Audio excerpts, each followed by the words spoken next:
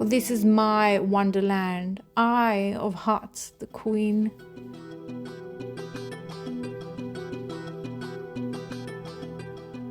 Do they hear the sorrows of the earth? I tell them, but my words have run dry. A pause of nature and of hope marks this very long wait for spring.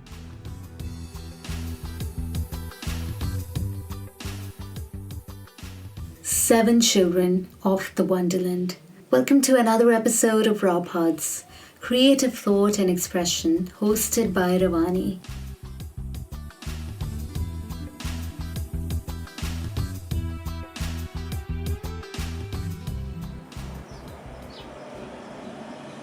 Boys don't cry. Yet today I saw a grown man break down, apologizing to his mother as he did, aware his tears and their distance compounded her agony. Boys shouldn't cry, so he tried brightening up for his siblings. Smiling bravely into his phone, lighter conversation preceded the inescapable problems and money. Boys ought not cry, particularly not on the morning train. So I shifted my gaze hurriedly, grim thoughts jarred by his misery. It never gets easier on me. Boys mustn't cry. He must have figured I know Urdu. In his fleeting glance of being heard, embarrassment met ease. An immigrant, ever habitual of being overseen.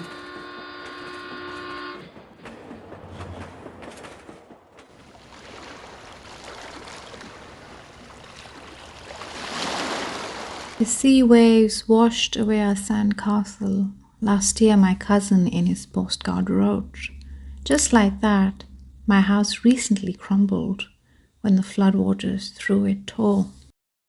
Back then, I too longed for adventure and fun times playing on a sandy beach. But Dad would say the train ride to the coast was out of his income's reach. At school, they spoke of climate change and dangerous fumes from factories. Uncle works in one. Dad says we're lucky. His income helps support our family.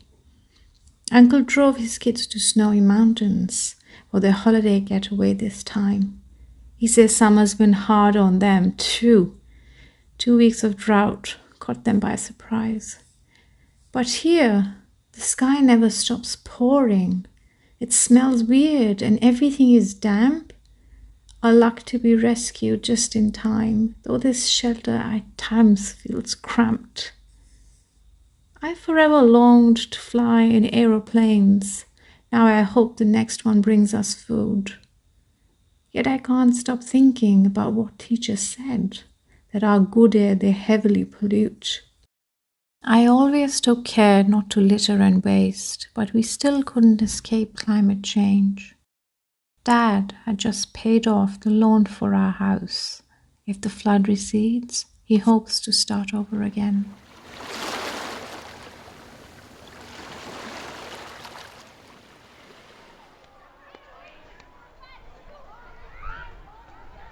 Long day of lessons done, giggling children buzz around, cheeks rosy as the apples they munch. A happy lot are this playground bunch. But this isn't the story of the children in my school. Today we crowd in our schoolroom again, scribbling on a slate, the floor our seat.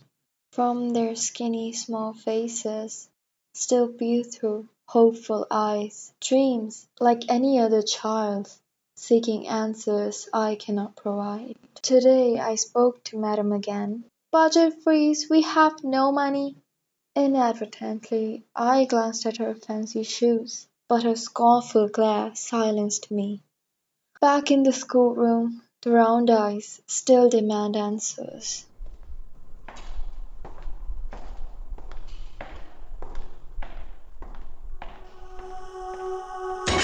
In every looking glass into which I peer, never stares back at me my derisive sneer. For moonshine like glimmer is all I ever see. Resplendent perfection ever smiles back at me. In my own eyes I note courage ever so great, beauty, bravery, wit, every imaginable good trait. Others, all inferior, desperate to be like me, projecting my traits on themselves. Oh, the jealousy. Then their accusations, questioning my integrity. I see red. Will use my right to avenge this travesty. For this is my Wonderland, I of hearts the queen. For all the ways about here belong to me.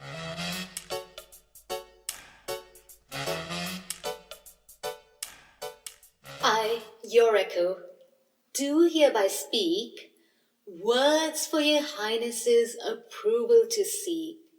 I, your echo, do forever devote my voice for your praises to quote. Oh, I have a long time hoped on me your favor will be bestowed. Devotion for many years I have sowed. Will all this prove to be in woe? For I flattered and praised truth and values for you effaced. Yet am I never good enough for the best? An echo, insubstantial, bound to fail the test?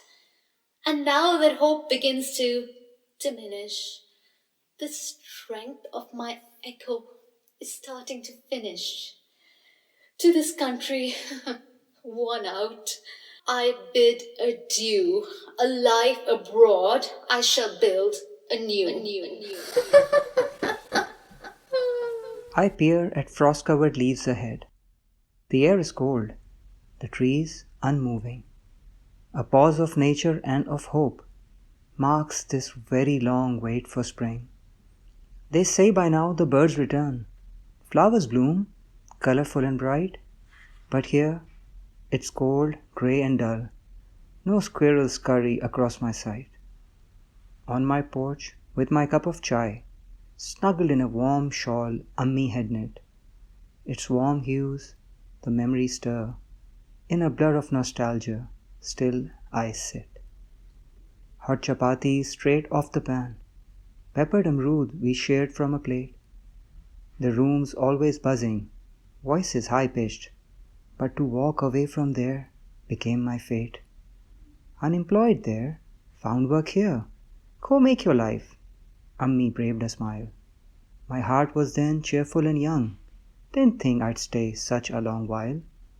But time and again I'd prolong the return. Just another year, then I'll go back. Next kid, next job, next milestone. In the mad race, it's hard to change track. Dadaji, time for your medicine. My childhood tales the evening fill. I'm so sorry, it's such a sad place now. With a painful gulp, I swallow this pill. I refresh my Twitter feed constantly. Hopeful the heart, though my eyes brim. I long for the day it's sensible to return, but the news from home is always grim. A half century in this anticipation spent. Dusty the suitcase, the clock's ticking. My day in decline, the sun in descent. Yet I still cling to the hope of spring.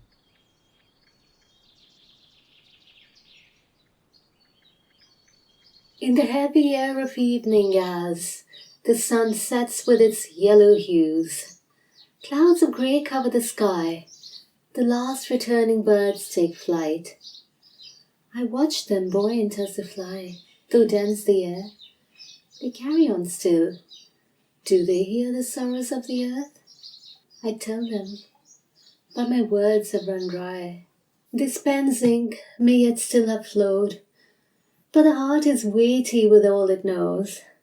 Man destroying man, justice lay slain. Can we ever salvage what little remains? I think of my burdens with pounding head, but headlines remind me many more are now dead. Peshawar bleeds with violence undone. Lahore, Quetta, Karachi, destitution has won. The pound is now 100 times 3. They'll cut back on food, though already hungry. Please don't speak up, kind friends plead. Fear hasn't overpowered, but words have left me. Sparse blue scribbles on this white page. Little remains now to think or to say. Yet beyond human worry, never far from me, nature ever constructs its splendid scenery. In the sky, there's quiet. Last birds flown away.